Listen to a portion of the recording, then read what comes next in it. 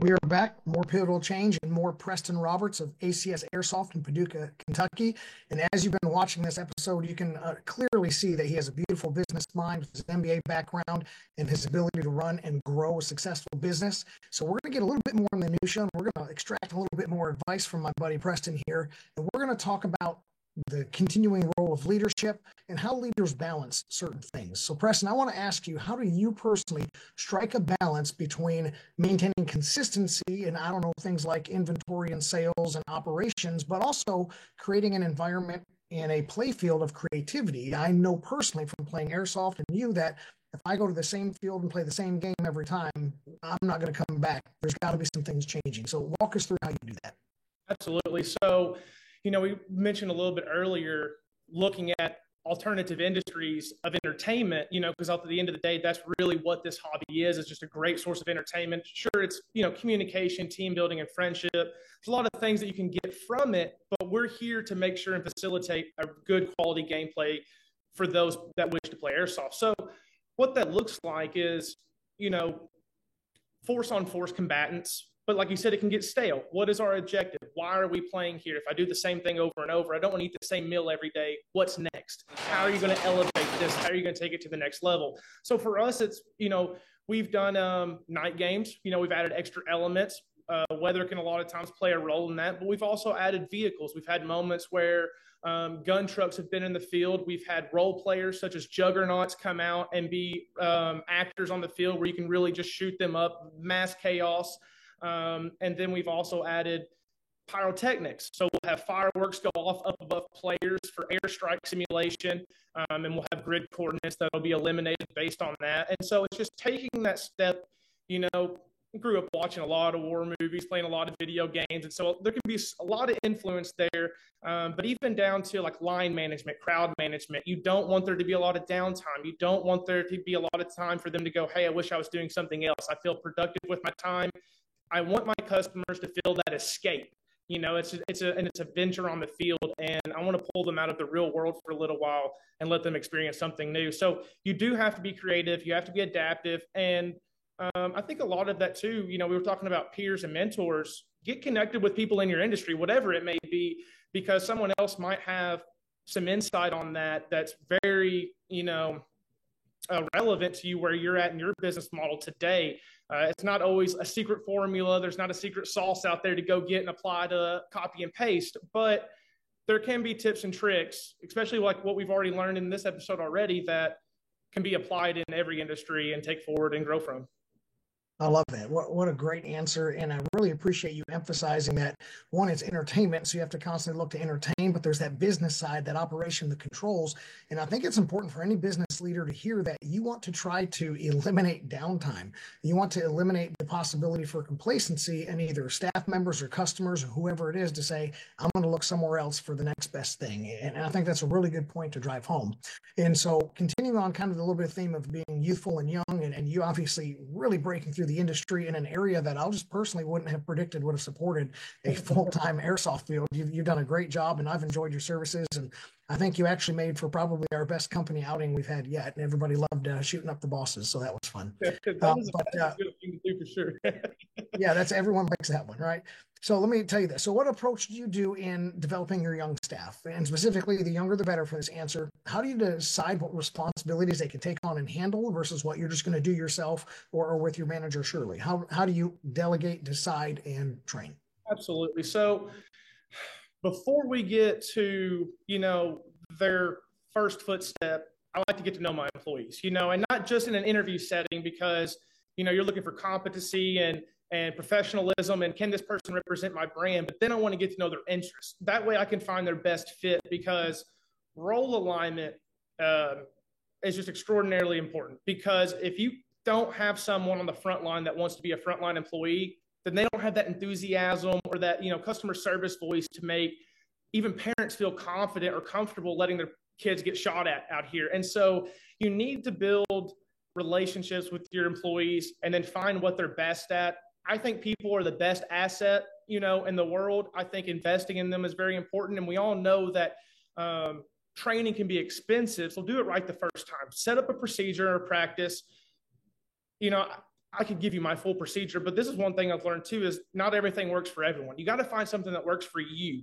And it's good to pull things from different places, but if it doesn't work for you and you're having to shift your own mentality to fit this mold or this template that you found, then you're already misaligned with your own business goals.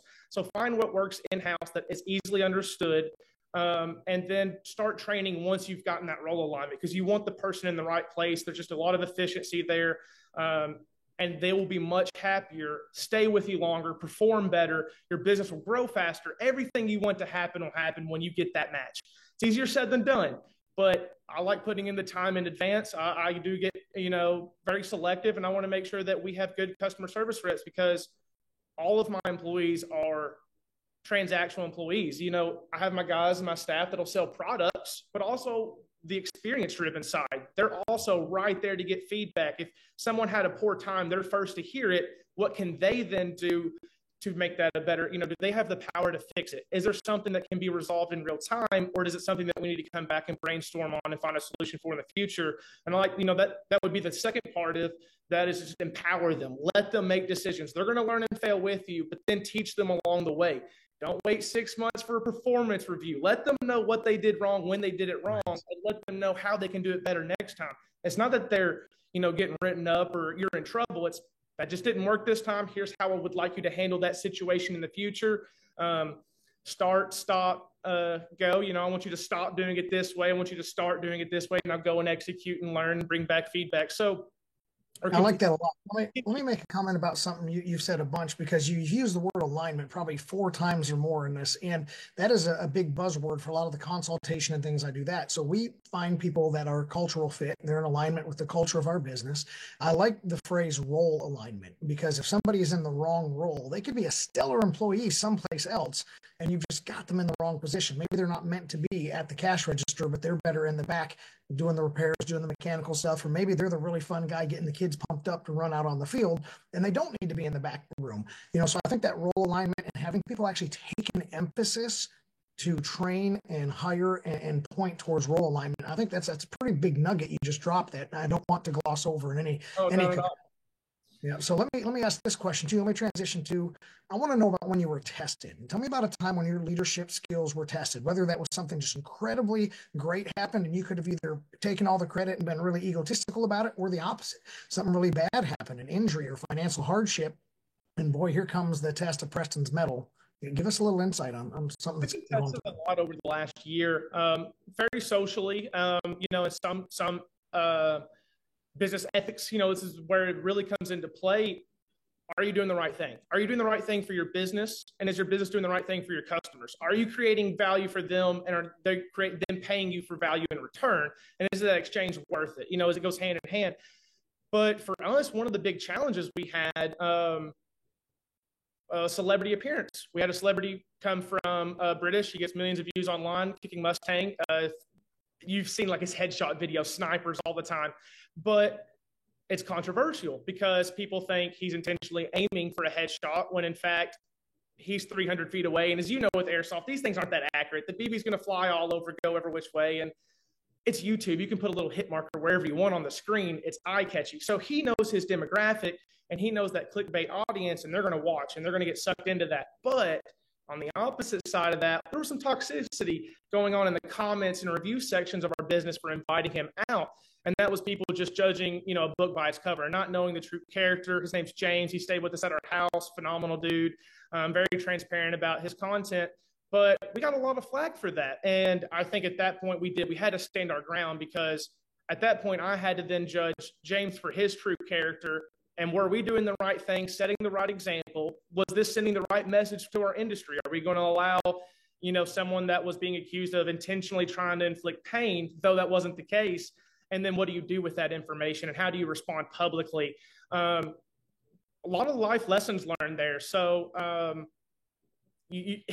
online is loud, and it's louder than you can ever be on your own as one person. So all you can really do at that moment is stop, collaborate, and listen, because it's time to, it's time to figure out the next step forward. And I like to be very transparent. It's just as easy as having this right here. I'm going to put a conference call up. I'm going to go live, and I'm going to let my customers know where my headspace is at, reaffirm them of the good opportunities that are ahead of us for these reasons, and then resell the successes of that post-event with all of our videos and content. And it was the best part. You just said something too that's important. You said kind of talking about your future and upcoming events and stuff like that. So obviously people have seen for the last 24 minutes or so your beautiful business brain on display, but maybe there's just somebody in the audience that says, hey, I want to talk to this guy about business, or I want to talk to this guy about airsoft. Tell us, as we conclude tonight's episode, where can somebody find you, get a hold of you, either purchase your inventory or pick your brain? How do we find Preston and ACS Airsoft? Absolutely. So you can find me at ACS Airsoft in Paducah, Kentucky. Our website is going to be acsairsoft.net. You can find us on Facebook, Instagram, and YouTube. Email, phone call, text, whatever's convenient for you. We can be found everywhere, and we will respond. You can find me there. Awesome. Well, Preston, thank you so much for coming on the show tonight. This has been a pleasure. I'm going to try to tap you on the shoulder in the future. For everyone else watching tonight's episodes, thanks for sticking with us. And remember to go out into the world, and I want you to see the change and be the change. And I'll catch you right here next time on Pivotal Change. This has been a Now Media Networks feature presentation. All rights reserved.